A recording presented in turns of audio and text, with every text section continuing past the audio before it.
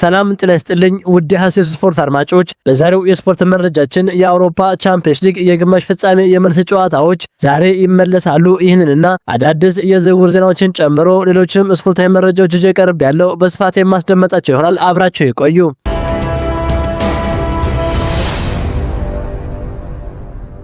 ማንቸስተር ዩናይትድ በተለያዩ የቡድን ክፍሎች ላይ የተጫዋቾች ሽያጭና ግዢ የሚከናወንበት በጣም ስራ የሚበዛበት የክረምት ወቅት እንደሚጠብቃቸው እየተነገረ ይገኛል። ክለቡ ለቻምፒየንስ ሊግ ማለፉን ማረጋገጡ ከፍተኛ የፋይናንስ አቅም የሚፈጥርላቸው ከመሆኑም በላይ ጥራት ያላቸውን ተጫዋቾች ለመሳብ ትልቅ እድል ይሰጣቸዋል። በድጋሚ ክለቡ አንድ ክንፍ ተጫዋች ለማስፈረም እያለመ ሲሆን፣ በውስጥ ደግሞ የመሃል ተከላካይ የማስፈረም እድል ላይ እየተወያዩ ይገኛሉ ሲል ታማኙ የዝውውር መረጃ ምንጭ ፋብሪዚዮ ሮማኖ ገልጿል።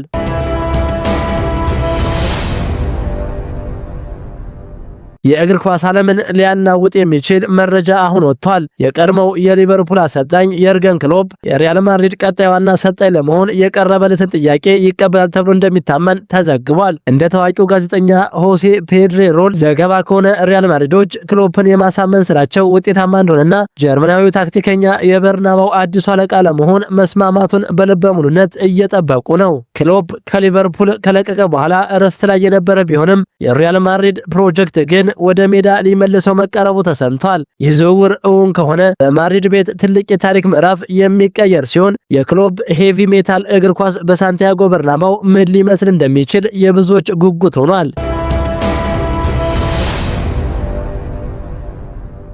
ማይክል ካሪክ የቀረው ሊቨርፑል ነበር፣ እሱም ተሸንፏል። በማይክል ካሪክ ስር ቶተንሃምን ጨምሮ ቶፕ 6 ላይ ያሉትን በሙሉ ተራ በተራ ዋጋ ከፍለዋል። ለማንቸስተር ዩናይትድ በጀግነት የመዋደቅ ትርጉሙ ተገልጧል። ለዩናይትድ ድል በአስቸጋሪ ጨዋታዎች መሃል ደክሞም በጀግንነት እስከ መጨረሻው በነጻነት የሚፋለሙ ቀያይ ሰይጣኖች ተፈጥረዋል። ማይክል ካሪክ ሳይመጣ ዩናይትድ የት እንደነበር የሁሉም ትውስታ ነው። ካሪክ ከመጣ በኋላ ግን ዩናይትድ ቅርጹን ጠብቆ ይጫወታል። እስከ መጨረሻው ለድል ይዋደቃል። ሲቸገርም እጅ አይሰጥም። እንቅስቃሴው ያማረ ነው። ተጫዋቾቹ አቅማቸውን በነጻነት አውጥተው ይጠቀማሉ። ዩናይትድ ከፈጣን የማጥቃት ሽግግሩ ጋር ለተጋጣሚዎቹ ፈታኝ የሆነና ለማየት የሚያጓጓ ቡድን ሆኗል። የሬድ ዴቪልስ የማሸነፍ ዲኤንኤን የወረሰ ነው። ይህ የጸና የድል ጉዞ ዩናይትድን ወደ አውሮፓ ቻምፒየንስ ሊግ በክብር መልሶታል። ቀድሞ በማንቸስተር ዩናይትድ ቤት በነበረው የተጫዋችነት ዘመኑና አሁን ደግሞ በአሰልጣኝነት ስራው ውጤታማ እየሆነ የሚገኘው ማይክል ካሪክ የክለቡ ቋሚ አሰልጣኝ ሆኖ መሾም አለበት የሚለው ጥያቄ በስፖርቱ ቤተሰብ ዘንድ ከፍተኛ ክርክር እያስነሳ ይገኛል። በሌላ በኩል ደግሞ ክለቡ አሁን ካለበት አስቸጋሪ ሁኔታ አንጻር የበለጠ ልምድ ያለውና በአውሮፓ መድረክ የተፈተነ አሰልጣኝ ያስፈልገዋል የሚሉ ደጋፊዎች አልጠፉም። የካሪክ ስም ደግሞ ከፊት ተጠቃሽ ሆኖ ቀጥሏል። አሁን የቀረው ማንቸስተር ዩናይትድ ማይክል ካሪክ ቋሚ የስልጠና ኮንትራቱን በክብር ማቅረብ ብቻ ነው።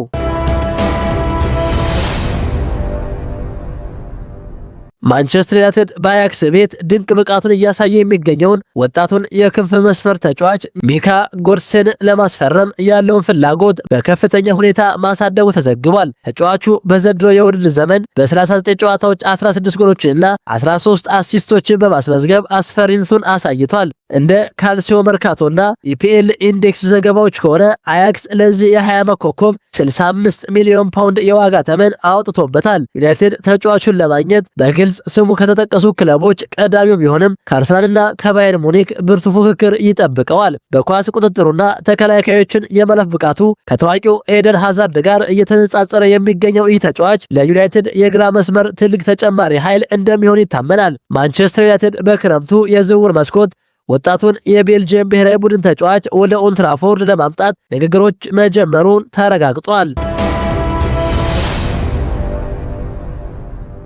ትልቁ የውድድር መድረክ የሆነው የአውሮፓ ቻምፒየንስ ሊግ የግማሽ ፍጻሜ የመልስ ጨዋታዎች በዛሬው ዕለት በአርሰናልና በአትሌቲኮ ማድሪድ በኤምሬትስ ስታዲየም ይከናወናል። በኤምሬትስ ለመድመቅ የተዘጋጁት ሁለቱ ክለቦች በዘንድሮው የአውሮፓ ቻምፒየንስ ሊግ የመጀመሪያ ዙር ጨዋታዎች በሜትሮፖሊታኖ ስታዲየም 1-1 በሆናቸው ውጤት መለያየታቸው አይዘነጋም። እርስ በርስ ካደረጓቸው ያለፉት 6 ጨዋታዎች አርሰናል 2 ጊዜ ሲያሸንፍ፣ አትሌቲኮ ማድሪድ በአንዱ ድል አድርጎ በቀሪ 3 ጨዋታዎች ደግሞ አቻ ተለያይተዋል። በኤምሬትስ ስታዲየም ምሽት 4 ሰዓት ላይ መድረግ የሚጀምረውን የመልስ ጨዋታ ሁሉም የስፖርት ቤተሰብ በጉጉት የሚጠብቀው ይሆናል።